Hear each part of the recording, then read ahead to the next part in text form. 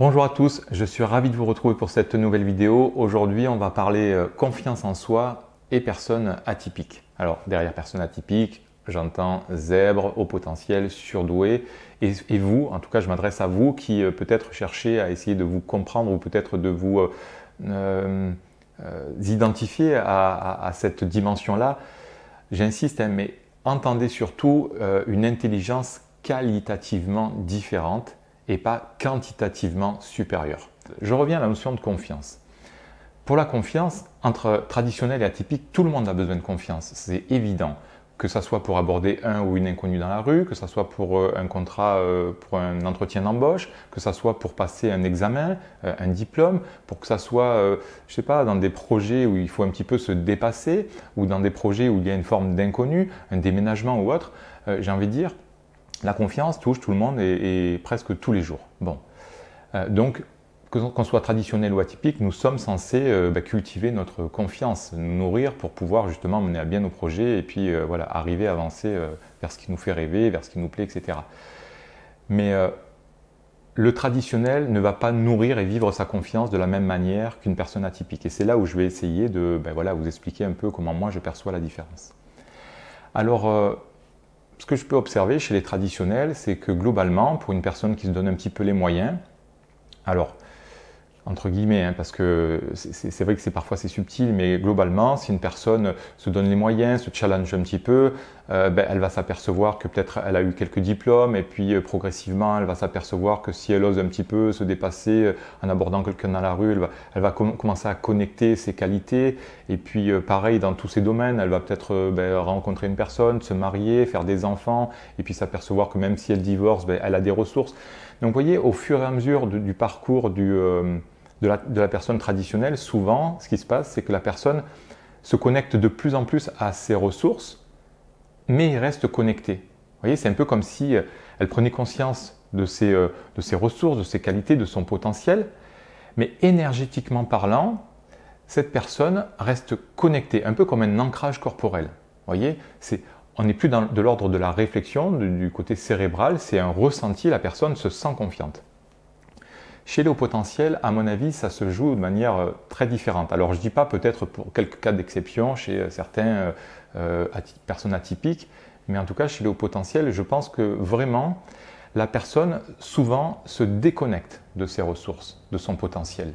Alors elle ne le fait pas exprès, ce n'est pas quelque chose qui est volontaire, mais je pense que pour différentes raisons, le potentiel se connecte tellement à d'autres choses en même temps qu'il a du mal en fait à faire ses ancrages énergétiques corporels. Et je ne sais même pas s'il en est réellement capable.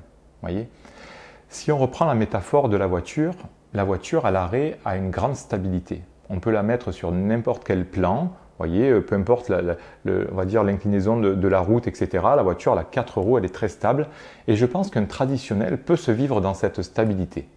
En revanche, une moto, eh bien, ça n'a que 2 roues et l'équilibre est complètement différent.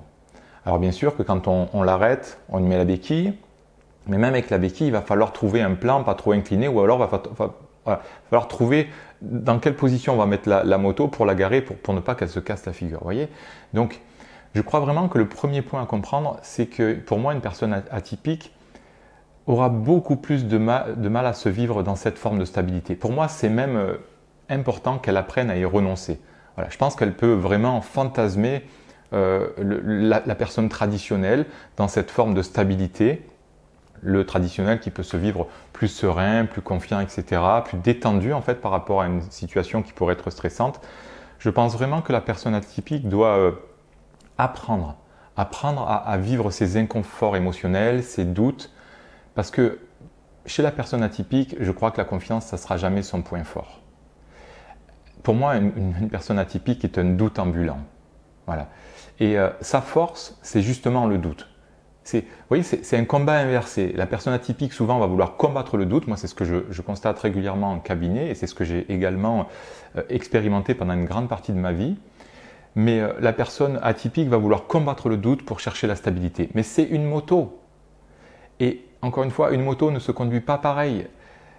L'instabilité, quelque part, le doute lui crée beaucoup de potentiel parce que ça ouvre l'esprit, parce que ça permet de voir les choses différemment et que ça va être très nourrissant, très enrichissant.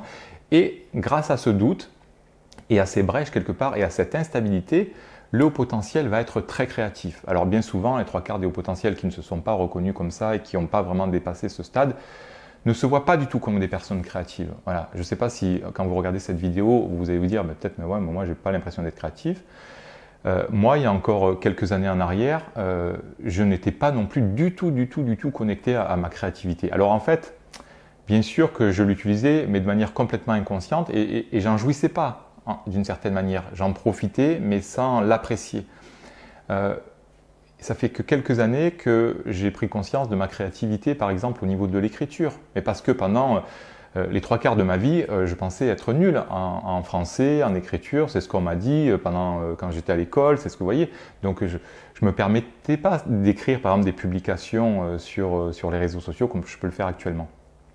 Puis j'ai rencontré des personnes, d'ailleurs je les remercie vraiment, la vie est bien faite, parfois elle nous met des personnes sur notre chemin, mais qui m'ont donné confiance et qui m'ont dit, bah oui, tu as de belles idées et puis tu as une belle écriture et franchement tu devrais écrire. Donc je me suis mis à écrire et aujourd'hui je constate, et c'est pas ce que je me dis, c'est les retours qu'on me fait, mais parfois j'écris des publications je sais pas, ça me prend 5 minutes pour écrire une page et c'est très fluide et globalement le retour est très positif. Vous voyez, donc on peut se vivre comme une personne qui n'est pas du tout créative alors qu'on l'est vraiment. Voilà, bon, je ferme la parenthèse et je reviens à la notion de confiance.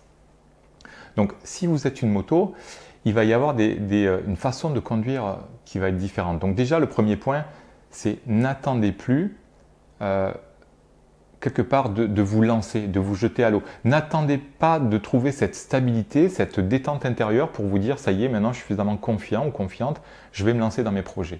Je crois que c'est vraiment une grosse erreur pour la personne atypique. La personne atypique doit se lancer avec cet inconfort émotionnel. Vous voyez, c'est pareil quand je fais ces vidéos, les premières, j'étais pas tranquille, même quand je faisais par exemple des conférences, c'était très challengeant. Mais c'est exactement ça le principe d'une moto, c'est que au plus elle accélère et au plus elle prend de la vitesse et au plus elle est stable. Vous voyez, quand on était gamin, on a tous été gamins, hein, même si vous êtes une fille, vous avez, j'imagine, conduit des vélos. Lâcher les mains sur un vélo sans vitesse, c'est très difficile. Par contre, une fois que le vélo il prend de la vitesse, alors là, avec la force gyroscopique des roues, etc., donc là je vous passe les détails physiques sur lesquels je me suis penché, mais si vous voulez, le vélo ou la moto, au plus elle prend de la vitesse et au plus elle est stable. Et on peut même se lâcher les mains tellement on se sent bien après. Donc pour moi, une personne atypique, pour connecter un peu cette sensation de stabilité, de confiance, doit se jeter à l'eau avant d'attendre la stabilité. Vous voyez, je me lance à l'eau et je vais trouver la stabilité au fur et à mesure que j'avance. Vous voyez, par exemple, quand moi je fais ces vidéos, je ne sais absolument pas ce que je vais dire au fur et à mesure. C'est-à-dire que j'ai mon sujet, je sais globalement ce que j'ai envie de dire, mais je ne sais pas comment je vais le dire, etc. Et puis, je me lance. Et ce qui se passe après, c'est que je découvre les idées qui commencent à arriver comme ça, de part et d'autre, qui commencent à s'articuler, à s'imbriquer, et puis qui donnent quelque chose de globalement cohérent. Vous voyez ? Mais on ne peut pas commencer à anticiper les choses comme ça parce que ça ne marche pas. Voilà. On se jette à l'eau, on se lance, et puis après, c'est là où nos ressources, notre potentiel va venir se manifester et ça va apporter de la stabilité. Et là, on va se découvrir ou se redécouvrir, parce qu'il y a déjà des choses qu'on a pu observer, mais se redécouvrir, soit performant dans un domaine, soit se reconnecter à sa créativité, soit peu importe. Mais vous voyez, c'est la vitesse, c'est l'élan qui va reconnecter le potentiel. Donc ça, c'est le premier point. Une deuxième petite astuce sur laquelle je pourrais venir, en tout cas vous porter peut-être un petit conseil, c'est pour les personnes atypiques, surtout, en tout cas si vous voulez trouver une forme de sensation de sérénité par rapport à un nouveau projet, n'allez pas trop dans l'anticipation. Vous voyez, le fait de vous projeter en commençant à en anticiper tout un tas de trucs là. Chez un traditionnel, ça va bien marcher. Vous voyez, un traditionnel va commencer à réfléchir. On prend l'exemple du contrat d'entretien d'embauche. Il passe son entretien, mais avant, il va peut-être se dire, tiens, qu'est-ce qu'il va me poser comme question? Il faut peut-être que je sache répondre à ça. Il va peut-être me demander quelles sont mes qualités. Bon, vous savez, les questions bateau, là, qu'on se pose tous un peu. Là. Il va peut-être me demander quelles sont mes forces et mes défauts. Qu'est-ce que j'ai comme passion? Enfin bref, voilà, on anticipe. Et un traditionnel, au fur et à mesure qu'il va explorer un peu ces questions, c'est un peu comme s'il allait remplir, je sais pas, un panier ou un carton. Et progressivement, ce carton, il va être de plus en plus plein. Et puis, une fois qu'il est quasiment plein ou plein, il va se dire, bon, globalement, je pense que j'ai fait le tour, je pense que je maîtrise à peu près toutes les réponses, ça va aller, ok, donc c'est bon. Bon. Et il va pouvoir vaquer à d'autres occupations. Ça ne veut pas dire qu'il va être à 100% détendu, il n'est pas comme s'il était sur la plage en train de se faire bronzer au soleil ou qu'il était en train de promener avec ses enfants dans la nature. Enfin, vous voyez, bien sûr qu'il y a une petite tension, mais incomparable avec une personne atypique qui va avoir ce même fonctionnement. Si la personne atypique part un petit peu dans l'avenir et commence à se dire bon, qu'est-ce qu'il peut me poser comme question? Là, je vous garantis, sauf si vous voulez des solutions sur un problème, mais si c'est pour vous rassurer et amener un sentiment de confiance, vous allez vous casser la gueule. Mais c'est clair et net. Pourquoi? Parce que vous avez une pensée en arborescence et que chaque réponse à laquelle vous allez vous imaginer répondre va amener de nouvelles questions. Alors vous allez dire, ok, de nouvelles questions. Et puis là, vous allez répondre encore à ces 2 questions avec 2 réponses et ça va amener 4 nouvelles questions. Vous voyez, c'est un arborescence, c'est un peu comme la branche d'un arbre. On prend la branche qui part, puis comme ça, après, hop, elle se sépare. Et puis, chaque séparation se sépare encore. Et donc, une personne atypique, au plus elle va chercher à anticiper et au plus elle va se noyer, ça va la parasiter et ça va complètement la paralyser. Donc, surtout, n'allez pas dans le futur. Moi, si vous voulez une petite astuce, alors j'en ai plein d'autres et ce n'est pas le sujet de ma vidéo de vous donner toutes les astuces que je peux avoir parce que ça prendrait déjà plein de temps et puis c'est aussi mon travail d'accompagnement. Mais là, je vous donne juste une astuce, un petit truc quand même qui est sympa, que moi j'adore faire.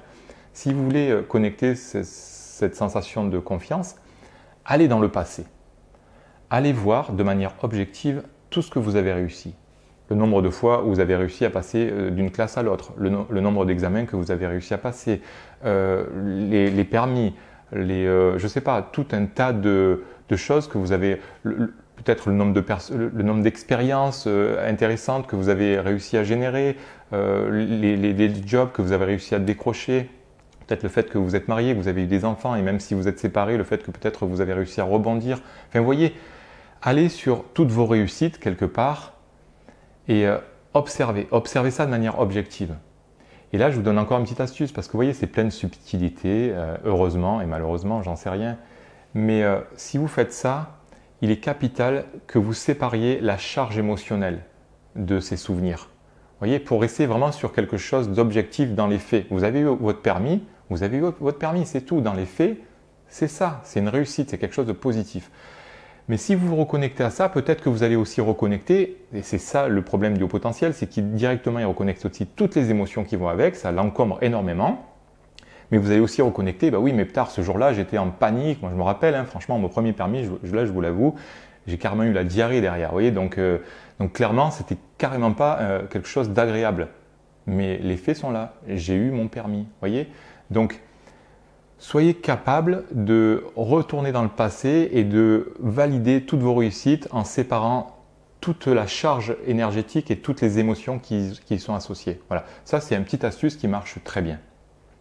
Voilà un petit peu globalement ce que j'avais envie de vous dire aujourd'hui. Donc clairement, vous ne vivez pas pareil, vous n'êtes pas aussi stable. Donc premièrement, jetez-vous à l'eau, la moto doit s'élancer. Vous allez voir que tout de suite, vous allez reconnecter votre potentiel, vous allez reconnecter quelque part ce qui va vous nourrir et là, vous allez vous vivre correctement. Et puis, si vous voulez aussi retrouver un petit peu plus cette sérénité que vous n'aurez finalement jamais, encore une fois, ça peut être aussi un point, faites le deuil. Faites le deuil de votre stabilité que peut avoir la voiture. Vous n'êtes pas une voiture, donc lancez-vous, faites le deuil de cette stabilité à basse vitesse et puis ensuite, essayez de déjà valider tout ce que vous avez réussi dans votre passé en séparant bien sûr la charge énergétique et émotionnelle qui peut être associée et qui est parfois pas toujours confortable. Voilà. Alors, je sais que ça fait beaucoup d'informations. N'hésitez pas à me poser vos questions. N'hésitez pas à me contacter si vous le souhaitez. Abonnez-vous à ma chaîne également. Vous pouvez très bien aussi liker si vous l'avez apprécié. Ça permettra aussi à la vidéo d'être peut-être mieux référencée et toucher d'autres personnes qui pourraient être intéressées par le sujet. Et en tout cas, moi je vous dis bonne confiance en vous, que vous soyez traditionnel ou atypique, que vous viviez dans une forme de stabilité, tant mieux, c'est super pour vous, ou que vous vous sentiez pendant un temps un petit peu entre deux.